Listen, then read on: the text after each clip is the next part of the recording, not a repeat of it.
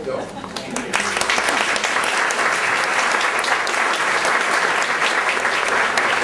Good morning, everybody. Good morning. I just want to tell you my day is already made, because when I go home tonight, I'm going to say to my wife, you know, I had a really good day.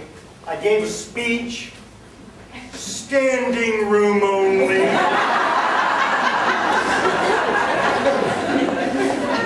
Pretty good. I'm really glad you came, and I'm glad you are willing to kind of gather together in this way. I know it's not comfortable, but I thought what I would do for you this morning is offer you a taste test, the way they do in the grocery store, you know? Oh, try this, a little bite of that, see if you like it. And I thought I'd give you a little taste test of some of the thoughts and ideas that I'm working on along with my fellow faculty here at the school. You up for that? Yes. Great. As Ed mentioned, in my past, I'm probably best known as the originator and creator of the Eden Alternative and the Greenhouse Project, which are really two ways of kind of rethinking long-term care. And I think it's a mark of how exciting and how rich this field is that I can take those two achievements and set them over on the side and say, all right, what's next? Because our field is changing, it's bubbling, there's a revolution going on in terms of our thinking and our practice and our professional point of view and framework. So, what am I thinking about? Well, I'll tell you one thing I'm thinking about. I'm thinking that our society has a real misunderstanding of old age. And I want to walk it through for you because it's important to me. At least as my research shows me, that by and large, we live with a fallacy that old age is created by old people. Turns out that's not true. Old age is the creation, the social role, the social milieu of old age is the creation of young people. And it's not a good thing when we take a society that lionizes youth and sees adulthood as the one true, genuine, meaningful, valuable part of the human life cycle, and put that group in charge of designing old age. It doesn't work well. In fact, what it leads to is a kind of declinism, a kind of idea that old age is really the same as adulthood, except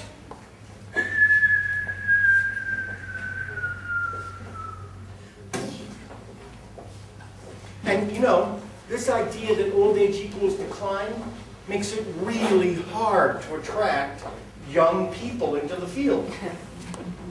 Hey, I've got a career for you. This is really an exciting career. Now, you know old age really sucks. But we're going to make it suck less. Come and join me. Well, no thanks. Some accounting sounds better. So what we have to understand is that most of what we interact with and work with as professionals in the field of aging, most of the day, are the constructs created by something that I call mitigated aging. Mitigated aging says it's our job to confront the declines associated with age and make them less bad. Okay? This mitigated aging philosophy is all around us, all the time, and it's not working. In fact, what I believe we need, and my fellow faculty in the school believe, is we need to make a running leap and cross over to a new philosophy of developmental aging. Old age holds within it the greatest potential for human growth and development. In fact, I can cite a few pieces of research. I won't go on long, but let me just say, for example, old age is the time in our life cycle of greatest pleiotropy. Now, that's a great Scrabble word right there. Pleiotropy. But what it means is this. When we're 4 years old, we're just about like every other 4-year-old in the world, no matter what your mother says.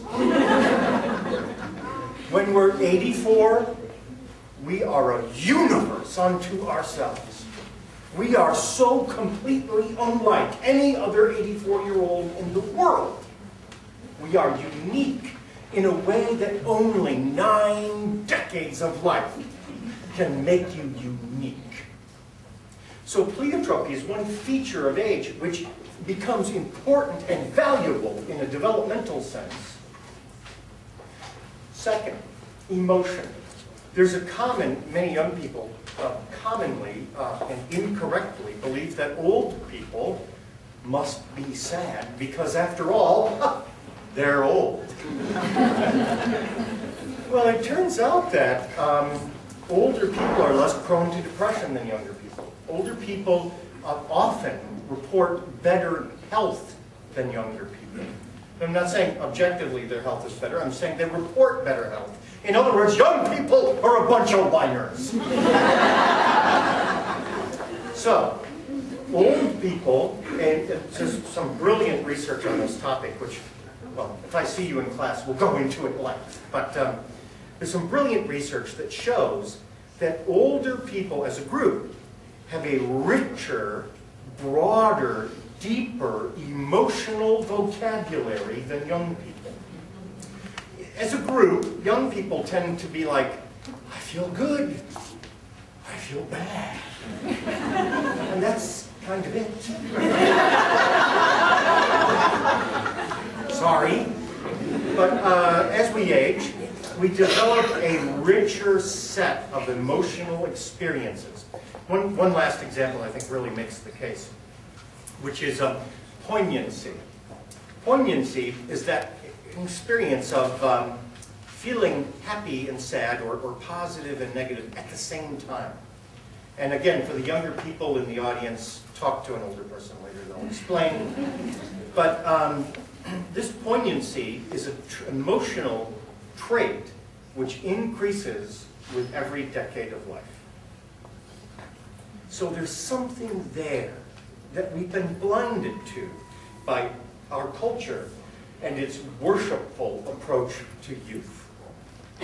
We have an opportunity to literally remake the world. Truly remake the world in which we live. So many of us here every day are kind of working in whatever capacity. You're kind of working with elders and for elders or on behalf of elders. I mean, there's so much of us spend this time. We give our time and energy to a broken system that's operating on a inappropriate philosophy. So, and here's where I'm going to wrap up, and we'll take a few questions, okay? Because there's a chance I might get a standing ovation. That'd be really cool.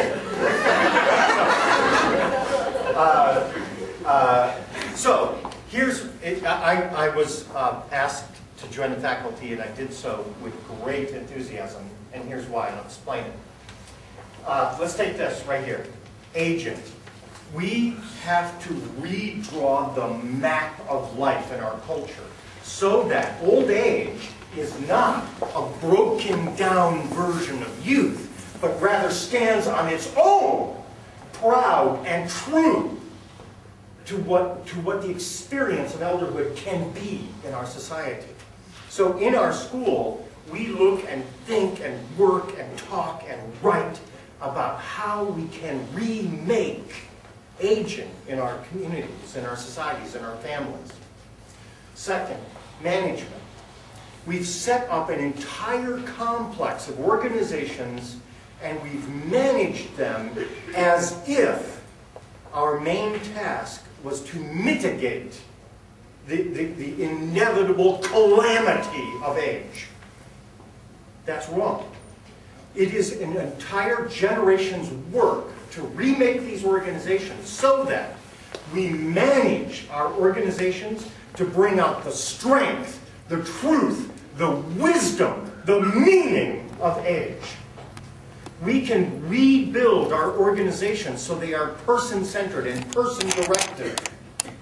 That is a generation's worth of work right there. Third, policy.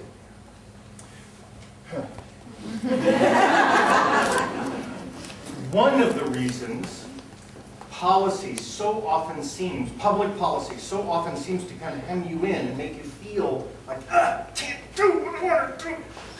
One reason you feel that way is because our public policy, by and large, is the product of a time which saw providing for elders as a kind of charity or generosity, and that where we were expected to become, in a sense, our parents' parents, where public policy was set up, for example, to build and manage 17,000 nursing homes with 1.6 million residents, or to set up programs that focused on a public policy basis on finding and correcting errors in procedure, rather than a process that brings forward the worth of age into our society. And I'll conclude on this point. I think it's really important.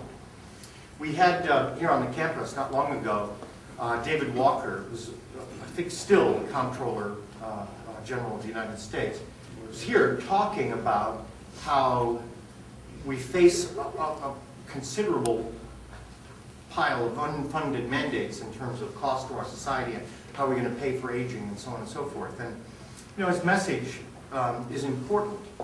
And part of the answer to the questions he was raising is right here at this school. Because we have to pick the lock on a new old age. We have to find out how we're going to bring elderhood back into the heart of our community, of our society, of our policy, of how we manage, how we think, and bring aging back into the heart of our own life experience so that our own aging self becomes something we can be true to, something we can be honest with, something that we can live with pride. And that's why I am a member of the faculty at the Erickson School. Thank you.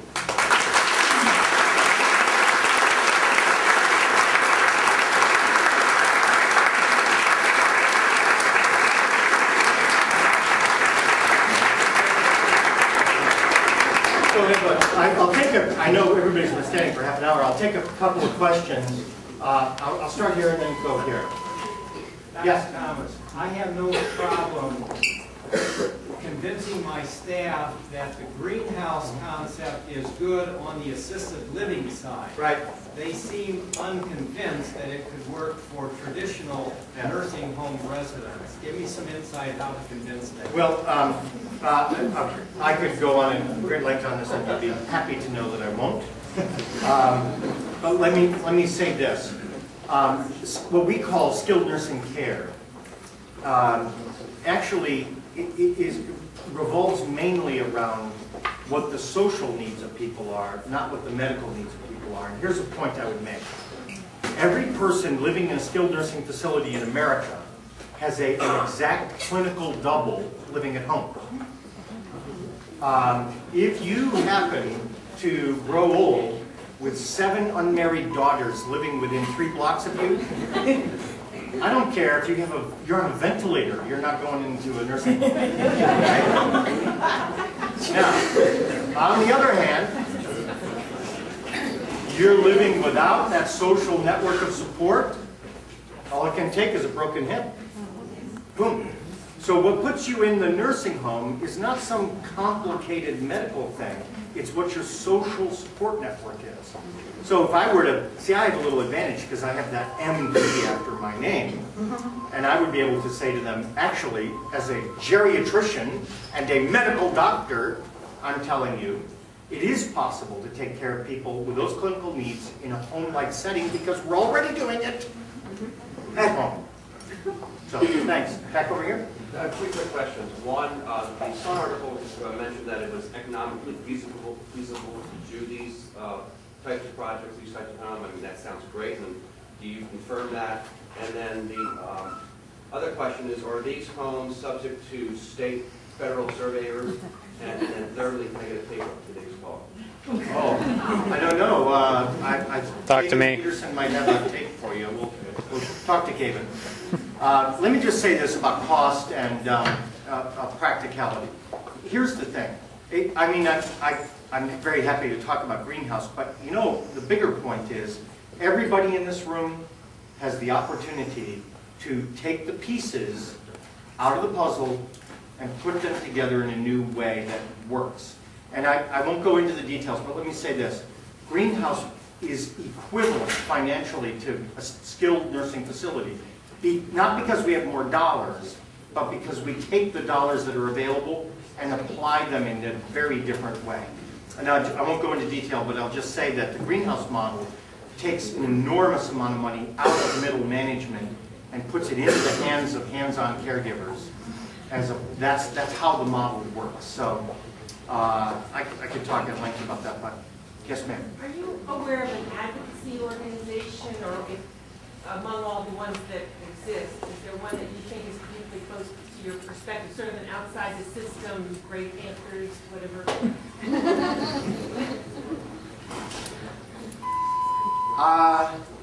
I won't say that there's an advocacy organization right now. Now, well, there's one. The Elders Wisdom Circle. You guys know this?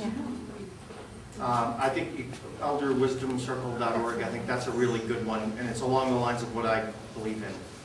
But if I could say a second thing, are there any crones in the room? Crones? Yeah, crones, could you raise your hand? There's one crone. Wow. We have only one crone? Yeah, we got two crones. Okay, thank you, crones. If you look up the word crone in the dictionary, it means withered old hag.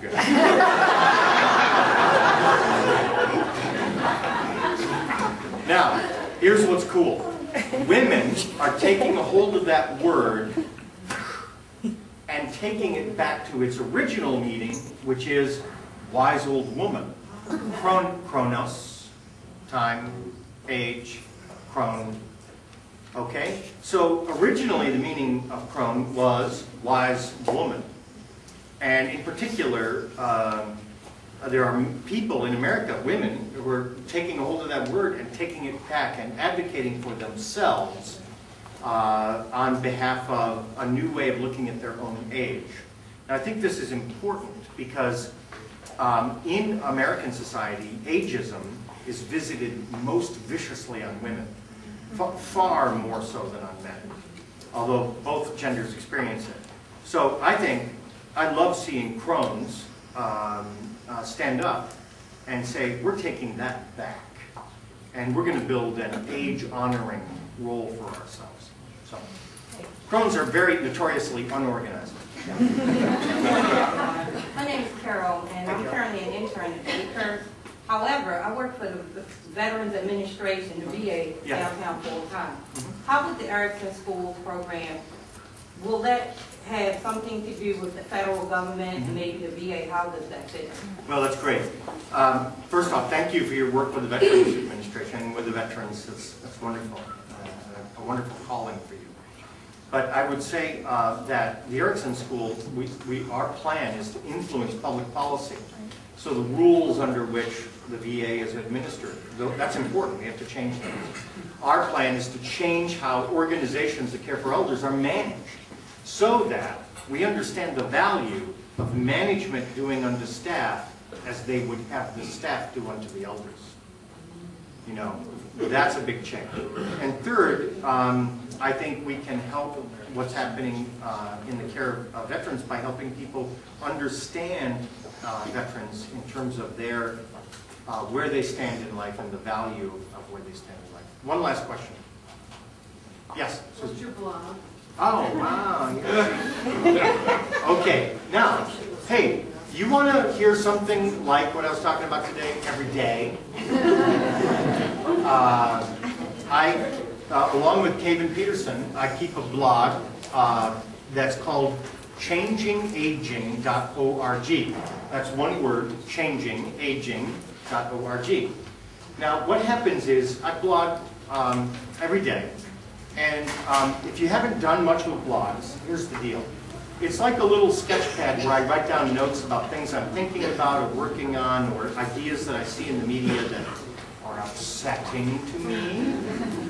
And if you go to the blog, here's how you read a blog. It's like a daily newspaper that it takes 15 seconds to read. So if you go to the blog and you like it, you put it on your bookmarks. And when you get in the morning or the first time you get on your computer, just click on it. There's an entry, soak it up, say, oh, that is ridiculous, or you like it, I don't care. You know, make a comment if you want to, and you're done. But what I'm telling you is coming to the blog is like bumping into me in the hallway every day. So I don't work where you work, but you can still bump into me in the hallway. And I can be like, it's kind of fun. Well, thank you very, very much for tuning in.